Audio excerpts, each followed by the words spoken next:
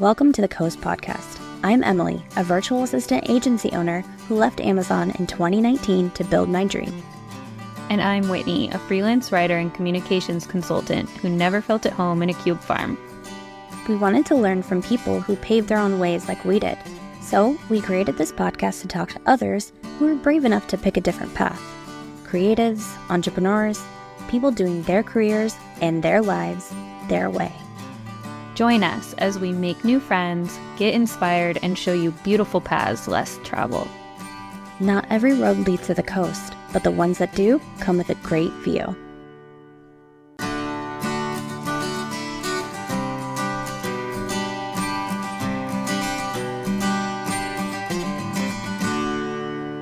Hi everyone, and welcome back to the Coast. My name is Emily Given, and I own a virtual assistant agency in Lynnwood, Washington. And my name's Whitney Popa. I own a communications consultancy in Edmonds, Washington. And today we have my best friend since I was 11 years old, who doesn't want to be called this, but is the owner of Color of Ashes, which is I don't even know, a painting. You're not a company, but you're a painter. And you paint rainbow things. It's like a studio name, I guess. Yeah. You know? Yeah, you own a studio. I love that. Wherever you paint, that's where your studio is. So Gina and I have known each other since we were 11. I think you pursued me. I always thought you were very cool. You were way cooler. You were way cooler than me. So I was like the understated one. Gina is like much more outgoing. I was actually just talking to my trainer about you, where I was like, yeah, so like my best friend from middle school, like I would have crushes on these boys and then she would date them all because she actually would like go after it, whereas I would just like brood in my room and like listen to like Boys to Men or All for One or whatever and like think about my unrequited love, whereas she like actually dated them. And because we were talking about middle school relationships, how you like don't speak to each other even when you're dating. And I was like, Nope. Yeah, I was never interested in that because I was too scared. But also like if I did have a relationship in middle school, that's how it would have been. So our whole life, Gina has been very, very, very artistic. And when her mom married her stepdad and they moved out to this beautiful property right outside of Olympia, like technically in Tumwater. Mm-hmm. They had this airplane hangar where your mom has a studio now, but she used to paint. You guys painted bath mats. And your favorite color has always been rainbow. So we would go out there and like paint these bath mats. I remember so Michelle, who we've met, Emily, Michelle and Gina were both very talented artists in different ways. And then when Michelle and I did art classes together, even though I didn't know Michelle was coming, I was like, fuck these art classes because Michelle's so much better than me. That's also like what happened in Gina and Jamie's hangar, where they're like making these beautiful bath mats for people. And my flowers are all like, basically like stick figure flowers. And I'm like, how are they making these so beautiful? Then I moved like a month into our freshman year of high school. She went to a different high school because they moved across town, and we were still buddies, but we were like writing letters to each other, which some of them I recently found. Did you really? Yeah, you wrote in them too, like, yeah, I weigh like 140 pounds. Can you believe it? And now I just weighed myself and that's what I weigh. And I'm like, oh my God, I still have those middle school ideas of like what we should weigh. And so I was like, when you went to college, and this is what will bring us to like what you're doing now and you can take over, but like, and you went to PLU on a volleyball scholarship and then you became a nurse, I was literally like, what the fuck? And that's where I'll leave it. Well, I didn't mean to be a nurse, and I didn't go on a volleyball scholarship. Let's get things straight. I played at a D3 college, and I loved my college experience, but like D3 is just not as competitive, as like a D2, D1 or whatever. And they don't do, at least my school didn't do academic athletic scholarships. That's just what I told myself because you were so good. Thank you. I love that. And I wish that you could have just believed that forever. But since you said it out loud, I have to be like, wrong. I wasn't that good. But yeah, no, I had like a half academic scholarship is how they, yeah. But I got like a 1040 on my SATs, so it wasn't because I was smart. It was because I was an athlete. So it's like kind of an athletic scholarship. That's so Anyway. funny. And then you said the girls on your volleyball team all were becoming nurses, and that's why I was telling my friend this morning, I'm like, she's Well, like so Elle Woods, where she's like, I guess I'll just be a nurse too. Well, that was the problem. So I was enrolled in classes while I was not present. So I was at a volleyball tournament with my team. And when we did freshman orientation, so they just put me in all the prerequisites for the nursing program. And I didn't, have any sort of idea what I wanted to be. So I just showed up to these classes like anatomy, physiology, and, was sitting there, and they would talk about like the syllabus, which I didn't know what that was. And we would be like taking all these tests, like little quizzes. And I would just look at people and I'm like, how the fuck do you know what to study? Like, I don't understand what's happening. What am I being quizzed on, And they're like, well, it's in the syllabus. And so I learned that. But what happened is that everyone was in, these prerequisites to go into the nursing program. And I exactly was just like, well, I guess I'll do that since I'm in these classes. And then I ended up, making it into the program. And it's actually very competitive to get into it. But I got straight A's after I figured out what a syllabus was and, got into the program. And then I got straight like C's.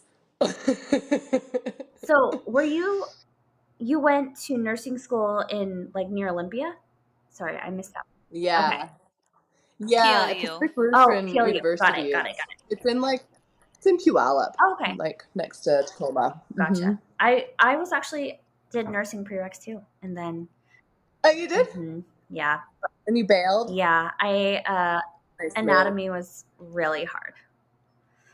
It And I was like was. working, and then I just decided to go to medical assistant school because I thought it would translate. It didn't. It absolutely didn't. But yeah, the anatomy was like really gross, and I hated it. So Even Papa almost failed organic chemistry and had to get a tutor like way back in the day. I think I got a D-.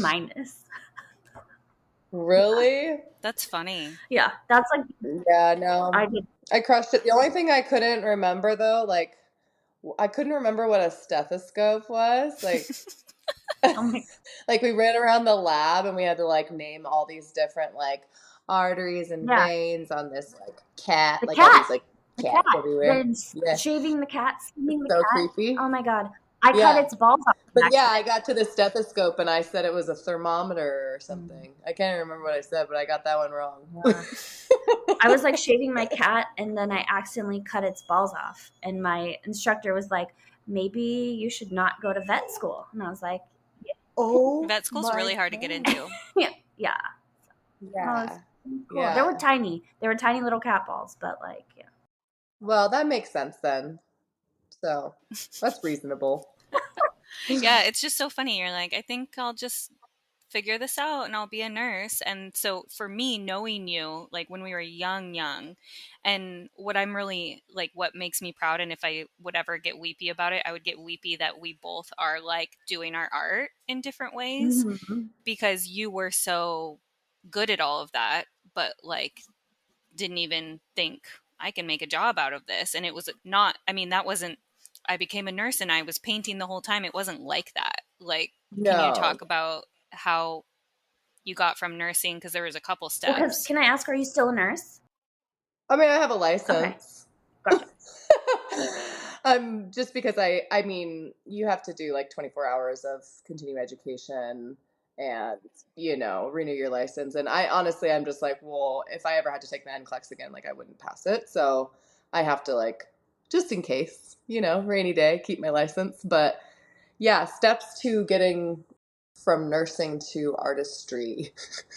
I didn't really like nursing, to be honest. Like I just kind of like moved around every 2 years. Like I would just get so bored. But I started on medical surgical, which is pretty much where everybody starts. And it just sucks. Like you're just overworked. You have too many patients, pulling drains. Like people are, it doesn't happen very often, but like sometimes, people start like bleeding out on you or something, like they've got compartment syndrome and, you're holding pressure and like you've got 5 other patients that you're supposed to be helping. And now you're on like one-to-one care and this person should be going to the ICU. Like it's just frustrating. So overworked for sure. So went from med surg to IT, which was really boring. And they hired us to build the electronic medical record system because we were on paper. So we were going to build the system, but they didn't have the software for us to build for literally like a year. Was it Epic? It wasn't Epic at the time. It was Meditech. It was very, very archaic, but so I sat there for a year and like planned my wedding at the time, like to my first husband. And yeah, and then from there, I went to OBGYN, which I actually really liked because I worked for a doctor who's just such a badass. Her name's Dr. Worth Cronfess, and she's like a breast surgeon here in Bozeman. And she's just awesome. Like we'd go like camping and float the river together and like, I don't know, she's just awesome. So we had fun, but I struggled with infertility when I was doing the OBGYN stuff and had to do IVF with my partner. And I just got really, really depressed because it was like a 3-year process and for me to get pregnant with my first child. And working in that environment with all these pregnant women who, they're calling and they're complaining because they're sick or they don't feel good or whatever. And I just lacked compassion, like I was jealous and sad for myself and couldn't get out of my own little like victim bubble. And so I just became like really depressed and decided to go work for my ex-husband's State Farm agency. And we ended up getting pregnant. And then I stayed at home with the kids. And then while I was at home with the kids, I got a little bit like bored. I always say that kids are like the most overwhelming and underwhelming things on Yes. the planet. Yes. And like I think that you like kind of lose a bit of yourself when you are a stay-at-home mom. I mean, not only do you lose like your time and your autonomy and like your own life in general, but like your identity becomes really wrapped up in how the kids are developing and like, just wanting to be the best that you can for your kids. It becomes the most important thing to you, but then you kind of like lose your own growth and you become like kind of stagnant. At least I did. I felt like I was becoming stagnant. Like I'm no longer growing as a person. I'm no longer challenging myself. Like I just feel like I'm not going anywhere, like I'm raising these children to like go live their lives, but like every night I'm just sitting watching TV and I'm not doing anything. So I was like, I need a hobby. Like I need a creative outlet. And I was like, I'm gonna start painting. And so I watched some Bob Ross videos actually. That was lovely. So I kind of made a joke out of it, but then I actually just really enjoyed it and, posted a couple things that I'd painted and people were like, hey, paint something for me. And so the first painting I did was for a friend and it was like $300. And I just walked around the house like I was just the king of the fucking world. Like I looked at my kids and I was like, guess what? Mommy's an artist, paid artist. What's up? And then honestly just like went from there, made like 40 grand my first year, just staying at home painting. And I was like so proud of myself and I was hooked. That's amazing. I remember like Amy Schumer was walking someone around at her apartment in New York and she was saying, this is the apartment that Jokes bought. And I was like, Oh, fuck love yeah. it. And I was thinking about that for myself because the first time like my money from my business really made an impact on our family was when we took money from my business account because I had so much overflow to buy floors for our last house. It was like Yes. $10,000. And I was like, these are the floors that Words bought. I was like so fucking proud, like walking around this whole house, like, look at me go. Everything that I thought I couldn't do, like in pursuing my art and making money off of it, I was like, oh, this is real. So I'm excited for you too, because you were able to make it something so real so quickly. Well, thanks, man. Yeah, there's people in your life that, just always root for you. And Whitney, you've always been that for me. I just, it's just like where you just know someone's like on your team. Yeah. Yeah, and you've always been like that for me, and I just appreciate that so much. Well, because you are, I wouldn't, I would maybe call it abstract if your art was bad. But Use it's the so word. good. It's like fucking museum quality, like shit like that. And now you have all these big ballers. And something too, like you going to Montana, you moved there like immediately after college because you like worked at these dude ranches and had a boyfriend out there, right? Like that's how you got to Yeah, Montana? basically. Yeah, because I stayed around when my brother Nino died. You've obviously, um, I felt like, so my brother died when he was 18 and I was 14. So when I went off to college, 4 years later, I didn't want to leave my mom. Like, it just didn't feel right, if that makes sense. Like, I just wasn't ready to, I was worried about her. And so as soon as college was over though, like I was ready to like go on an adventure, like I'd stuck around home too long and I needed to like get out and see a few things. And I wanted to snowboard, so Bozeman sounded great. Yeah. Well, and that's what was so hard too is we moved. The timeline in my head is a little fuzzy for that, but it was really soon after Nino died. Yeah. So that was rough. Yeah. Yeah. And I think, the Dude Ranch, I don't know, it was kind of a lifesaver, to be honest, because I met a lot of really interesting people that had different mindsets than the people that I went to college. So everybody at Pacific Lutheran University, at least that I was around, we were all in these like Christian athletic like clubs, and it was like basically like people just like proposed and like got married like right out of college. And when I went to the Dude Ranch, it was all these like really independent thinking like young people that wanted to go on adventures and travel and work on their craft and be successful, and they just had goals for their life and it wasn't getting married. And I loved that, and I think I, gravitated towards these kind of like free-spirited people. I just thought they were beautiful and lovely, and I wanted to move out and be a part of that. And my ex-boyfriend at the time, he I still love him to this day. He's just a wonderful spirit, like very, very joyful person. But anyway, yeah, I wanted to be a part of what they were doing. That's why I moved out to Montana. So how old were you when you moved out there? I was 21. Um, I graduated when I was 21, and then I moved out the next day. wow. So I was thinking to myself, okay, well, I have a couple of people I know associated with Bozeman. So I looked you up on Facebook, and you know both of them. Oh, oh, So who that is? Patty Fayborg, Oh, I yes, went to medical assistant school with her. you I did. did. And Katie Suarez, Oh, yes, she yes. is my high school cheer coach. Oh, that's awesome. Smallest Yeah, Patty. world, smallest I world. actually met Patty at the Dude Ranch when I was in college. Shut And up. That's so crazy. yeah, yeah. Bozeman's I don't know, it's a Seriously? small town. I was like, I only know two people from Bozeman, and you know them both. Well, Weird.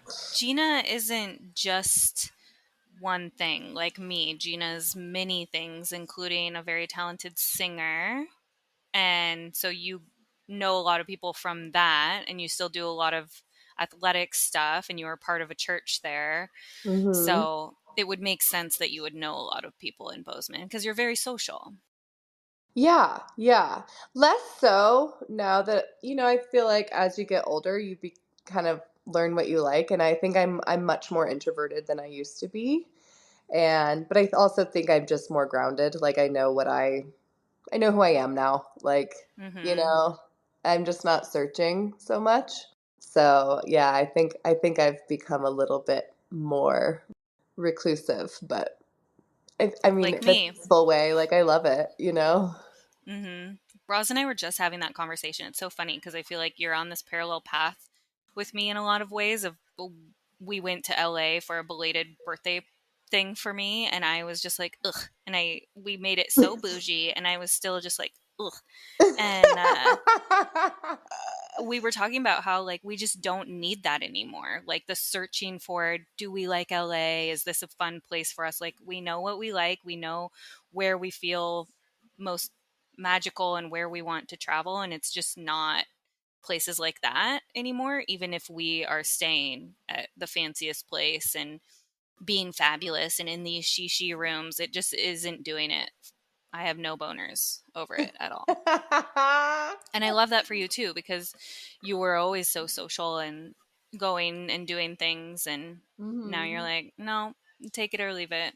Yeah, yeah. I just think, after a while, like it's just nice. I think most of us just want peace and we want to feel loved and safe, and that's all that really matters. That's the thing I've heard about well, not necessarily Bozeman, but Montana specifically, is like how peaceful Montana is. Yeah, it is a peaceful place for sure. Cold as balls though in the winter, man. It sucks. And it lasts a long time, and it's starting early. Even like Oh, it's we're supposed going to to, snow a foot tomorrow. yeah. Okay. Last Saturday we were at 62. We're going to be at 22 by this Saturday. What the hell? My life is over again. It's I'm October. gonna have to paint and do nothing but paint. I play beach volleyball like every day in the summer, so it's really once winter hits, it's tough, man. I want to talk about the art too. So, like, at Oh this yeah. point, what's the combination of like commissions versus from your brain? Because that's kind of how my business is evolving. Like, it's a scary thing to put your art into the world. And that's how you started. I started with people saying, Whitney, write this thing and I'll pay you for it. So it was a little safer. And now I'm in this place of, no, I want to write some things for me that I hmm hope people pay me for. But there's definitely like in my business going to be a balance of that, of like, you tell me what you want written and you tell me what you're going to pay me for it. I do that. And then also like, here's this thing on the open market. Yes, yeah. I agree. It is kind of a balance. Like, commissions are bread and butter. So I love doing commissions and I appreciate doing commissions and I appreciate the fact that, someone's trusting me to create something out of fucking thin air, like, and they're saying they're going to invest their money knowing that I can like deliver. And sometimes that it gives me anxiety because I want to do a good job and I just want people to love what I create for them. And so commission work is difficult for in that respect because I care, like I care about money and I care about, you know, my space, like the way I decorate my home, that creates my peace, right? And like and I'm very proud of it. And so I respect other people's space as well and want them to hang some artwork that they love and that like it creates the space and the energy that they want. So yeah, commissions are awesome, bread and butter, little bit anxiety producing, but I also do feel like really, really wonderful if I like pull it off or when I pull it off. But there is nothing like the feeling of someone buying an original piece that I just fucking painted. Like, yeah, I don't know. I think the first time it happened, I remember I was in the gym and I got a notification on my website, and it was this big. It was like 6 feet by 3 feet horses painting, and someone bought it, and I just like started crying in the gym. It was like, but like really joyful tears. Like I couldn't believe it. It's very Did humbling. did you know them? Mm-mm. I love that. No, yeah, I And don't. your aesthetic is wildlife rainbow, basically. Basically, yeah. I mean, right now, that's the other thing is like commissions are hard because you kind of paint yourself into a corner because, people see what you've done in the past and they want you to recreate that for them. And, I want to progress. Like, I always want to be like changing and learning new styles, like, because that's what's fun. Like, if it's not, I'm not here to like mass produce something, like, I'm doing it because I just really enjoy it. And I don't know. For me, I kind of want to do more like cooler colors that are just more peaceful and calming. And I think that's because that's like the energy that I'm feeling right now. Like it was like kind of poking around, adventuring, like what colors do what. I don't know. Like I'm just figuring it out. I've only been painting for 4 years. I don't really know what I'm doing. So And you're just figuring shit out. That's all I'm doing. balling out. Do you do, and I don't know anything about art except that I like what I like and I like what you do and I see that people do collections. So would you ever do like, this is my muted collection of bison or whatever the Yes. hell? Yes. And I love that. Yes. And I've done like a couple collections, but it's more like I did like a series. Like I called it the Barnyard Swag series, where I did like the donkey that I named Snoop Donkey Donk, and then the chicken, what was he? Bone Thugs and Poultry. And then and then I did that big old pig and I named him Notorious Pig. Which there's a place in Missoula, a barbecue place that's delicious called the Notorious Pig. Really? That's Yeah. awesome. Okay, I didn't know that. I actually thought that I You made should it up. call them and sell it to them. Well, Yeah. I actually, I have this problem a lot because, when you're like alone a lot painting, you think of things and you're like, that's hysterical. And I wish more people could hear my thoughts. But this other word that I made up, tell me if you think this is funny. So, I already do. you know, Gina's the reason I'm good at Mario Kart and Rainbow Road and like obsessed with Mario Kart. My kids are being Princess Peach and Yoshi this year, by the way. Sorry to oh interrupt your yeah, thought, that's but like, amazing. yeah. I played Mario with Mario Kart with a girlfriend recently, and I'm terrible now. She beat me every time. She got first place, and I got either 11th or 12th Oh, every jeez. time. Yeah, I'm out of practice. I want to hear if it's funny. Yeah, Oh go for yeah, it. oh yeah, the word I made up. Okay, so you know how Christmas is coming, and you know how like all of your ornaments and shit like have glitter everywhere, and so your whole house has glitter like for months, right? And I was just thinking that we should call it glanger, like glitter anger, when our husbands like start freaking out about the fucking glitter that's now on their face. I like that.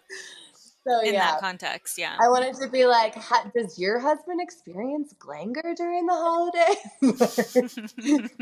No, it makes sense. My husband's yelled at me from downstairs. He's like, "There's glitter in the lint trap," and I'm like, See, "Welcome I to being told married you, to it's me. glanger. Like, it's fine. You're gonna meet."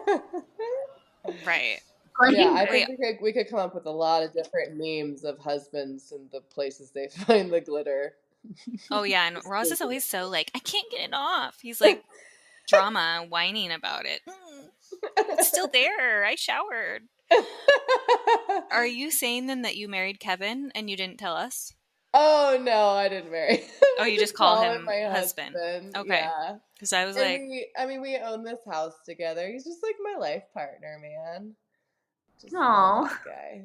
He's so and he's great with her. He's a photographer. Oh, cool. So they're yes. both artists and he owns a bunch of Yeah. Airbnbs and Yeah, so and he just put his desk up in my studio now. So now we're sharing a studio and he like sits over there and edits and does his thing and I paint and watch my schmut and I'm like, "Honey, do you want me to change it? I'm so sorry, babe." And he's like, "Nah, watch your schmut. I don't care." So he's my best friend. what is your schmut Yeah, though? Because Oh. Roz sat and watched Real Housewives of OC reunion with me last night. He's like, Tamara's still hot.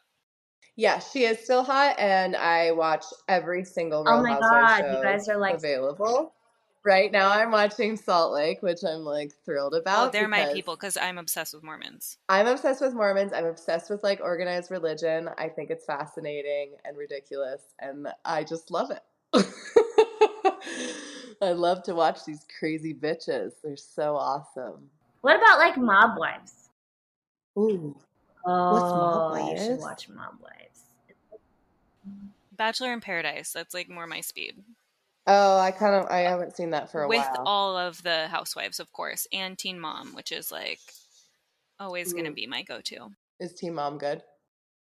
I mean, when it's like Housewives of OC, it's the 17th reunion. So Yeah, we've been together. That's how Teen Mom forever. is. And you're watching them evolve. I mean, like Tyler, the ones who gave their baby up for adoption, he's out there like doing ketamine therapy.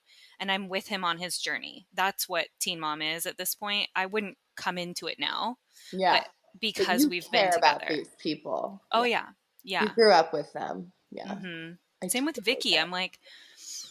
I'm Yeah, thankful that she's getting the OG of the OC or whatever her official Bravo Celebrity award is yeah, she's crazy because she though. earned it.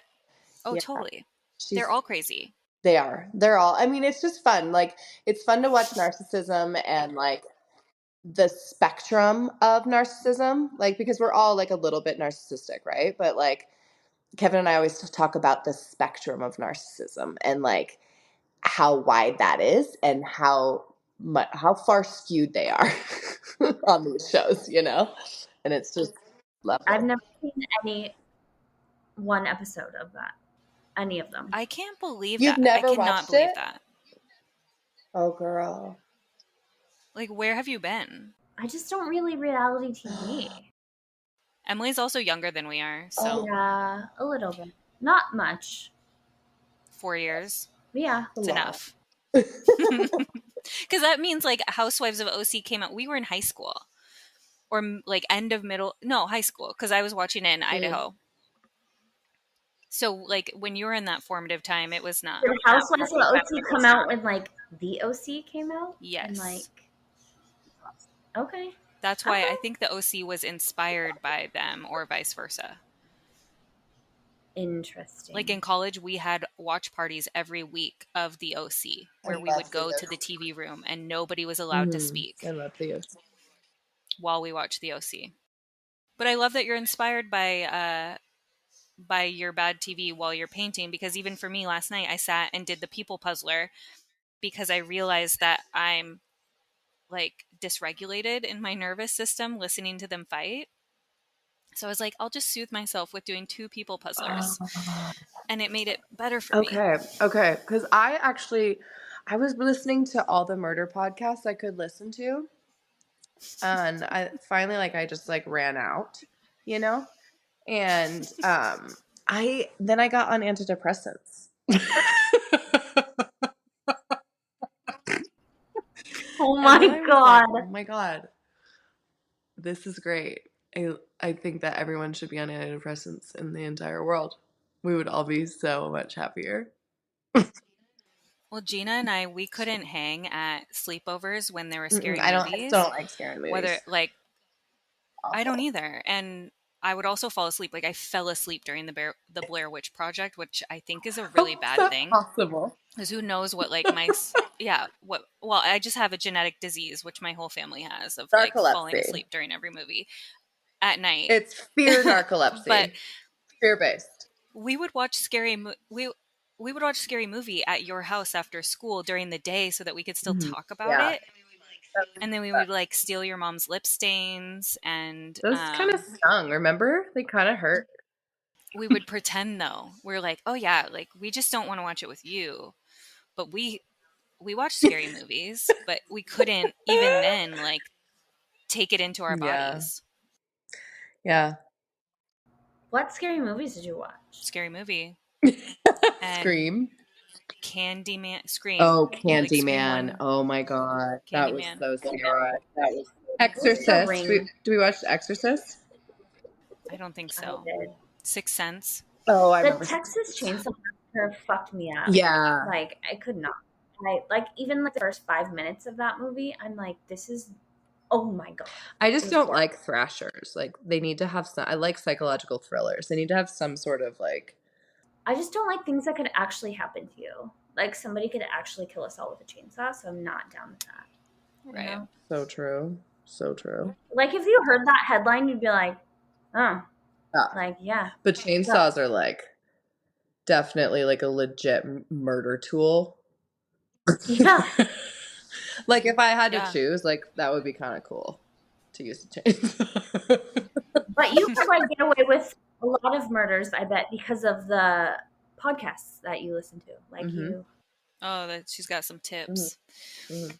What do you think about, like, as you're creating a piece, how do you sit there and think about pricing it? Usually I just take into basically the size and then the subject, like how difficult is the subject? Is it a single subject? Is there multiple subjects? Like, you know, it's the time and the size and how much I like it. That makes Yeah, sense. because like if I don't really like a piece that much, like, I don't mind just letting it go for whatever. But if I love a piece, then that's where I'm just like, I will sit on it forever. I'll hang it in my own house and put the price I want on it.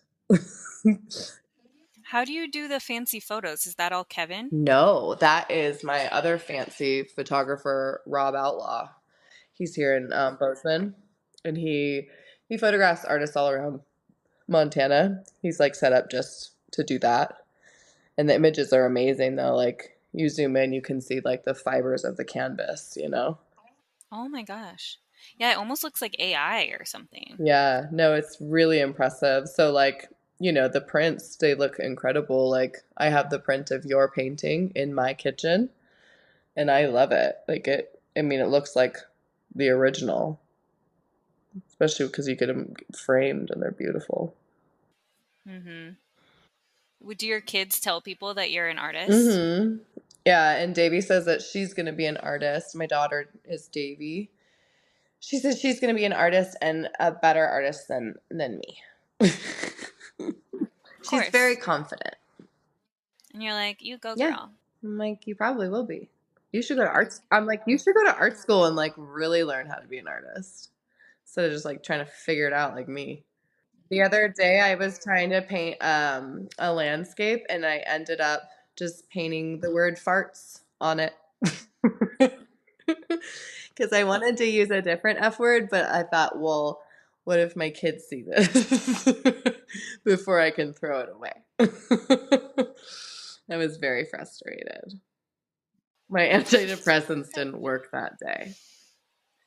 I love that process though, because not many people I've never like stabbed a canvas or anything though. So you just see it on Instagram though. Like you see the finished product, and we don't see like how you got there, because for any artist, there's this whole like process that you have to go through to get to that finished product, and it is like a puzzle, but it's also, it can be really annoying and frustrating. Like I always talk about my writing in my head, like I get the subject and then I outline it and I have this whole like, depending on what it is, this process of putting the puzzle together in my mind, and I'm faster at it now, but I figured out what that process is, because usually until you know it, you're just going through it, but you haven't really like documented it for yourself. And now I'm like, oh, what is my process? And that's been helpful, because I'll be like, oh, I hate this fucking sentence. And then, I can't tell my clients because they don't give a shit that I'm like, I know. They're like, just figure it out. Yeah. I hate this word. I hate this sentence. Like, well, and I can't be like in a commission piece, like, I have to tell people like what the price is up front for commissions. And it's difficult when I realize that I underpriced myself. Yeah. Like when I'm sitting there going, oh my God, this is taking so much longer. This is so much harder than I thought. And that's always kind of frustrating. But I don't know. For the most part, it's also like really fun and very fair that I'm getting paid to just fucking paint, like have fun. Like What is this? It's crazy. It's a crazy job that I made up. I love that. I talk about it all the time. I'm like, I don't care if this makes people upset. I'm out here talking about how I made up my fucking job, and you can too, if you want to. Like, do what you want, love that. and you can hate me because you're upset that you're not chasing your own dreams, but I made up my job and it's the best. So, Do you get hate? no, I think that some people just, the reactions are like, well, I could never do that. Or, everyone Oh, has their sure. reasons for not doing Yeah. it. And they can be angry or not talk to you or kind of, figure their own shit out. It's not my problem at this point. I used to take it on. Now I'm like, oh, this isn't mine. I love that. Yeah. But I had somebody in my DMs this So past nice weekend. when you know your own boundaries. Yep. They were like, oh, your job is so cool. And I'm just like, yeah, thank you. I made it up. I do what I want and I get paid. You're so fucking cute. Like feisty little panda bear. I know. I'm like trying to think of our origin story because we're so different in so many ways. Mm-hmm. But I definitely was like, I want to be friends with her. But you came and I think you're just like, let's be friends. And then you're like, have you ever considered? Gina always pushed me out of my comfort zone for everything. Like, have you considered plucking your eyebrows? Can I pluck your eyebrows? Can I pop your zit? Oh my god. It's always so like, I shouldn't have been allowed to pluck my own eyebrows. They're still fucked up. I had to get them like tattooed on. they look good. I have a face tat. Yeah, I do Emily too. gets good. hers I have my mic played. Do you want to see Kiev? Yes. Hi, hun. Hi. Who's that? It's Whitney. Oh, what's up? Hi, Kevin. Congratulations on your new office. Oh, thanks. And your new knowledge of reality TV. Oh, yeah. I love it so much. He's been watching a lot of into Desperate Housewives. It's not Desperate Housewives. He gets it It's wrong. Real Housewives. Real Housewives. They're not desperate. Every one of them is my nightmare. The Desperate Housewives was It was so good, a though. series. Oh, show. okay. It was really good though, right? I This watched your it podcast? too. Yeah, this is the podcast. We're recording, so we're talking about shit. This is Nice. time for the rapid fires because she has to go to her appointment and be on time, and I like to Do manage it. your time. What's a rapid fire? All right, get it, girl. Yeah, that'd be I'm gonna go work. Hey, tell me. Thanks, funny Kevin. things to say. Whisper the answers to me. No, they're about you. Okay, go. Rapid fire. tell us about a book you read or podcast you listened to that changed the way that you're thinking about your life or your business. Oh my gosh. Finding your inner mother. Oh, no, you're right. Yeah. How to kill your husband and not get caught. We'll link that in the show notes, everyone. Get out of here. See, he's trying to be involved. No, the book Both. that I read that I love. They complement each other. Finding Your Inner Mother. Okay. And it's She recommended it to me and I read it too. It's great. it's so amazing. Yeah. And it brought me a lot of peace. Go, next question. What would your last meal be? My last meal would be chili from Costco with Fritos and cornbread and sour cream Sick. and cheese. Okay. Are you talking about the Nally chili? Because I was just talking about the Nally chili from Costco. I was talking about the deli chili. Oh, okay. Yeah, it's just like Deli. Fancier. they make it. It's like $15 and you heat it up on your own stove. Lovely. And you add all the things. Especially Fritos. Okay, go. What's the best business purchase you made under $100 in the last 6 months? Business purchase. Weed gummies. Okay. Yeah. I love that. I love that. I was actually thinking about that. Like, is she over there just like doing plant medicine For sure. and making her art? For sure. Pretty cool. For sure. It's great. And finally, what's one life experience you think everyone should have? To love their best friend. Oh, That's a good one. We've had mostly dark answers to this. So Oh, really? No, I just, my partner and I have been together now for like, I don't know, 2.5 years or something. And I just realized like how important it is to like be with your buddy, like someone that you really, really enjoy and laugh and like challenges you and like is your intellectual equal. Like it's just the best. So that would be the life experience that I would want for other people. you know what I tell people, and you can tell Kevin this about Roz and I think we're like buddies who bone. I love it. Yes. Or bros who bone, because we call each other bro, but that would be a little too homoerotic for him, I think. Yeah. Yeah. Kev doesn't really like it when I call him bud or bro or dude. We call each other bro because when we first started dating, we would watch Jersey Shore, which I'm very upset that it still exists because they all need to go to therapy and be on their drugs, and I can't with them anymore. But Sammy and Ronnie call each other bro, so we thought that was funny, and we were like, we don't want to be babe, like let's be bro. Yeah. No, I like to call Kev like honey poopy buns face. He loves that. He can hear me. I'm sure he does. Well, he Did I loves get you. brownie points for the other answer? Did you hear? I was like, everyone should have the experience of being loved by Kev. But it was like it was something else, but I kind of made it like that.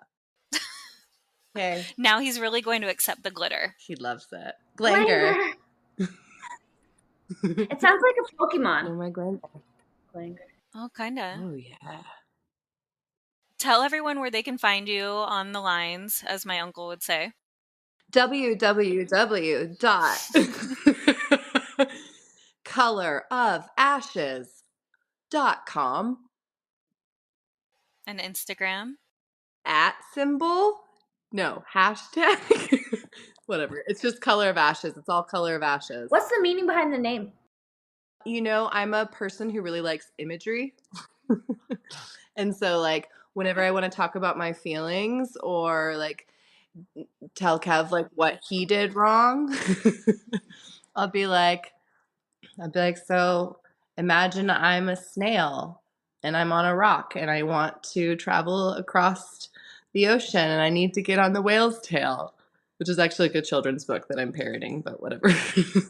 Anyway, I like imagery. So Color of Ashes, when I was coming up with the name, I was thinking of how life is really, really hard, but also really beautiful.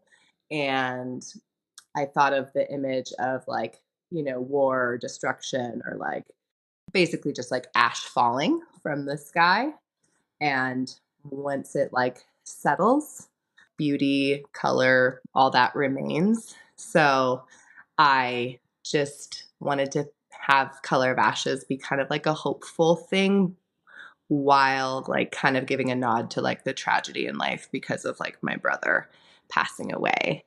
But having this like really beautiful life, after. I love it. So Yeah. I love an oxymoron too. It's a beautiful contradiction. Thank you, my dear. Yes, I like words too, for sure. I'm a lover of words. Yeah, you're good at it. Thanks, boo boo butt. Thank you so much for coming on the pod. This has been really wonderful. Yeah, I'm really glad I was on the pod. This was like... I'm going to be in touch about a commission. Oh, I would love that. Yeah. Yeah. Everybody else should do that They too. will. It'd be great. Yeah, everyone should. Make me successful. Please. You already made yourself successful. I'm doing my best. And we love you. Thank you for being here. I love you. And we can't wait to see what your next collection brings and what your art's going to be on. It's been on wine bottles. It's been in children's books. It's going everywhere. She's gone global. Everywhere. Oh my God. Pretty soon you're not going to have a cheetah vest on. You're going to have a rainbow bison vest on. Oh my God, I would die. How cool It's going to be so rad. Okay, bye. Are we done? This was great. Bye guys. Thanks for tuning into another episode of The Coast. Thank you.